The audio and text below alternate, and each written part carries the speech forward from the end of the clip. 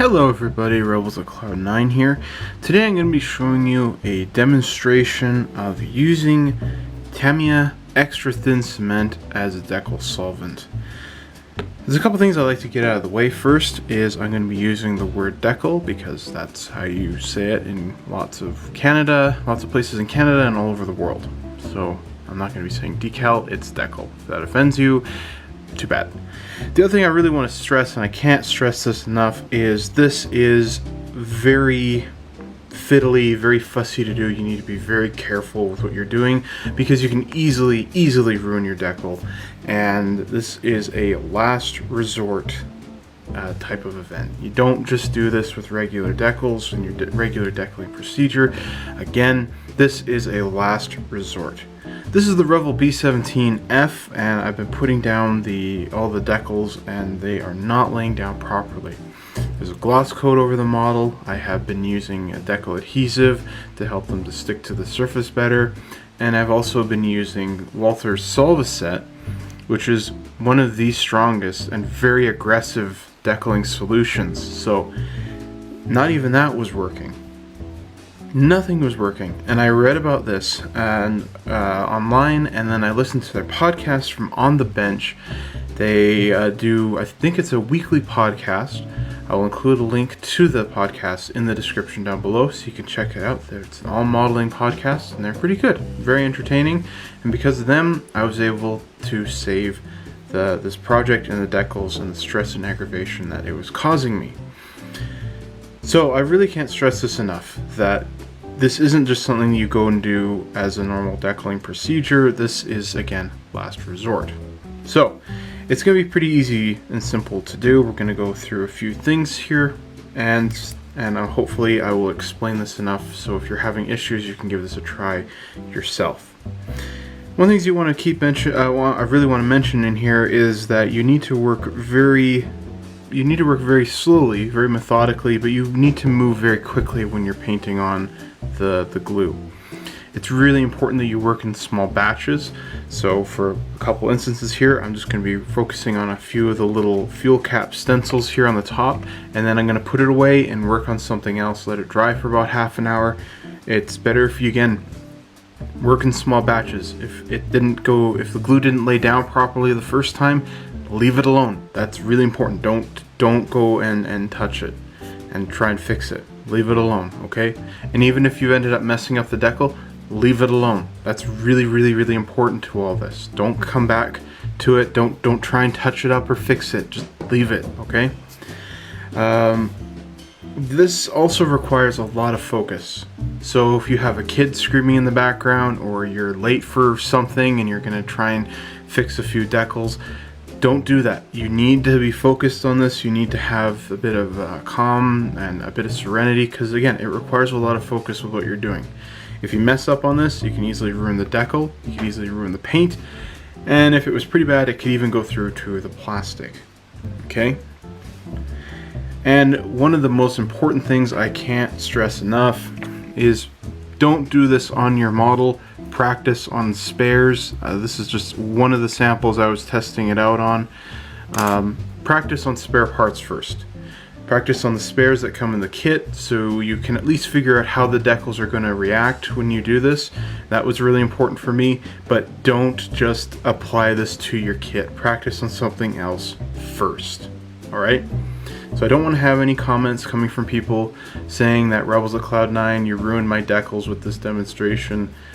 As I said before, this is a last resort method, and it does work, and it's not something that I just simply would recommend to anybody. Okay, so use this with extreme caution. So I'm going to start here with the wing. The first step that I did is something that I would normally do with decals. I'm going to zoom in a little bit here, and that is I take a sewing needle, because they're rather sharp, and I stabbed the decal, especially getting into all the recessed panel lines, because that's where I really want the glue to get under there and help suck the decal down to the surface. So go ahead and stab them up, stab them up, stab them up, and you should be pretty good as far as it goes. So step 2 is to get the glue. I'm just going to put this to the side here. you don't need a lot of glue. You can see here that with the Tamiya applicator, a lot of times you get glue caught up in here and in here, and what you're going to want to do is brush all that off. You don't want to have any excess, and you basically just need a good little amount. So it's slightly wet on the brush. Okay, so this is too much glue. Just wipe a bit of it off. Like I said, you don't need a lot. So now we're going to put the decal down. I'm going to start with this one here. I'm try to zoom in a little more. And so now I'm going to be planning what I'm going to be doing. This is really important, so you have this focus first. I'm going to start at the corner here. I'm going to go across, across, across, across. You want to move very quickly on the painted sections, and you really don't want to linger on it too much. So let me just get some more glue here.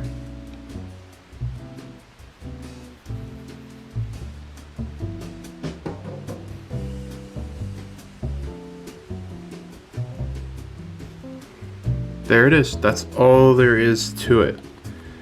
Okay, again, you're moving very quickly. You don't need a lot of glue. So if it's spilling up everywhere, you don't need that much. So you could see some of it went into the recess of the panel line there when I put it down. Don't need to worry about that. The glue is going to dry. I'm not going to see it. It's not going to start ruining the model because I'm not using a lot of glue on the brush.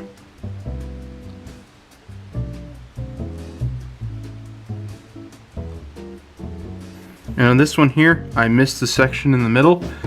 I'm not going back to that. I'm not going to touch it. I'm going to leave it alone. I'm not going to do anything with that. I'm just going to let it sit there. All these decals are done, and I'm just going to move on. On the star here, you can see I did run into a bit of an issue with it, with getting all the panels to fit down into the center here. And that took a bit of work to do. And what I did is I took a very sharp knife and I cut it in all the panel lines as I normally would. And then usually what I do is put decal setting solution in those panel lines and watch and wait for them to fall down in there. And that didn't quite happen this time. I did the same thing with the glue, where I was able to pour the glue very slowly, but moving at a consistent speed as to not wreck the decal and pull out the ink on top. And they fell quite nicely, very nicely I have to admit, into all the panel lines. So now I have this decal that is basically fit really, really nice into all the crevices. One thing that I didn't know on the test decals that I was doing is this blue ink is a bit runny. It's kind of less resistant than some of the other inks that they use on this decal sheet. So I ran into a bit of an issue with the decal on the underside. And you remember what I said about keeping the rest of basically the shaft of the brush clean of excess glue? Well, that's what happened right here. I got a little sloppy, I got a little careless, and there's a little bit of glue here. Now, thankfully the damage isn't really too bad. I think with some minor sandpaper I can kind of buff that out a little bit. You can see here where it's pulled the ink, and that's easy enough for me to touch up. The decal's not ruined. I have basically paint I can just put on there and it'll look nice, but it's also kind of created a bit of a happy accident here where it's created kind of a faded effect on some of the blue, and I think it looks kind of nice. It's not something that I want, it's not something that I planned, but it's better than having the decal ruined. You need to be careful with this, and this is where I'm saying you got to move quickly, and that's one of the things that I didn't quite do on this side here. So here we are on the nose of the aircraft, and you can see the stencil here. There's some silvering, minor silvering that's happened in there. And we're just going to apply the same effect here. So get my glue out. And again, quickly but carefully, I'm planning ahead. I'm going right to left, right to left, right to left until I get to the bottom, and then I'm stopping. I'm not doing anything else. So I've got about as much glue as I'd like to have on here. Let's go ahead.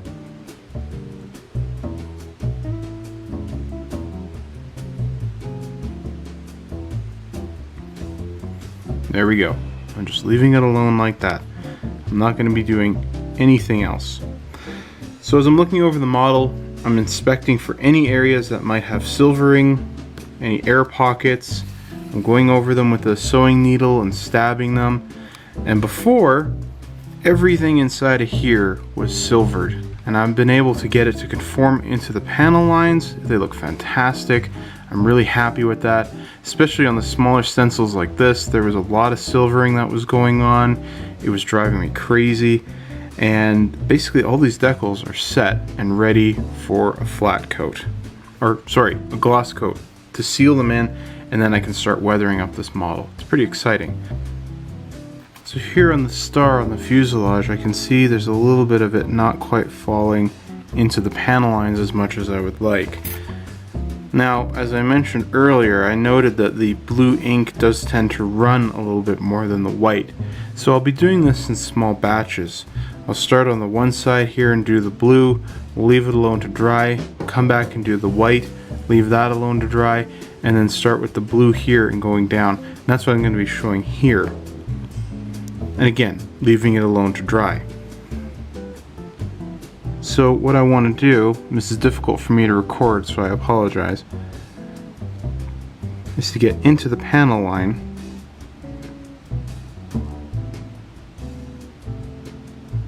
and just basically moving at an effective speed going down. With the panel lines, I find that I want slightly more glue than I do like if I was working here in the middle of this A with getting out an air pocket. I can see just a very, very slight one in there, and all you want to do, you can be a little bit more, you can pass the brush down a little bit more on the clear sections because you're not really affecting much of the ink, but you still really don't want to linger any more than you should. It should be very, very quick with what you're doing. So I'm just going to be going down like this.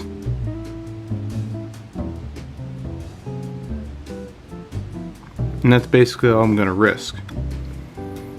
So now the big thing is to leave the model alone, set it to the side, and let the ink and the decal dry all over again. Give the glue a chance to do its job, and if you need to, come back and do it again. This does take a bit of a process to do, but thankfully the glue dries a lot quicker than Decal solvent, so you wait about half an hour, then you can come back and do a little bit more. So it could take you quite a while, like for this model in particular, because it's quite big and there's a lot of stencils that I've had to go fix and recover again. That might be the case, but it does go by pretty quickly, so at least you have that.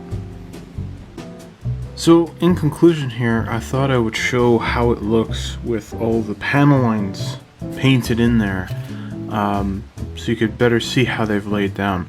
It's a bit hard to see with the gloss coat, but they've fallen into these cracks, the recessed panel lines quite well, and I'm very happy with how they've all turned out.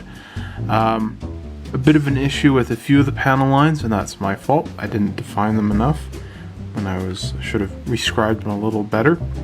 They're at a bit of a weird angle, some of them, but you can see how they've nicely fallen in there, and the panel wash has taken care of it all. Like looking here on the tail, it's fallen down nicely. I can't really see any bubbles anywhere on here. Nothing's coming out.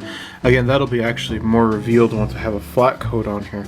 But I just wanted to show you guys that this does work. This amazingly really does work. It's scary to do. It's, again, something I don't recommend for everybody to do, but it does work. Using Tamiya extra thin cement as a decal solvent amazingly works. It's something I would, again, say use extreme caution. It's, again, a last resort.